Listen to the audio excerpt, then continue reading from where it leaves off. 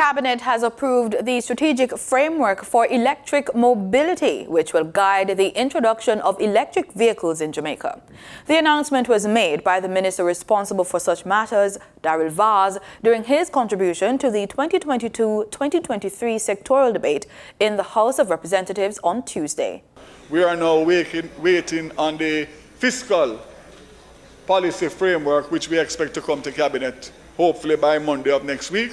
And once that is done, then we'll be in a position to actually outline to the country the new electric mobility policy. What I can say on that is that the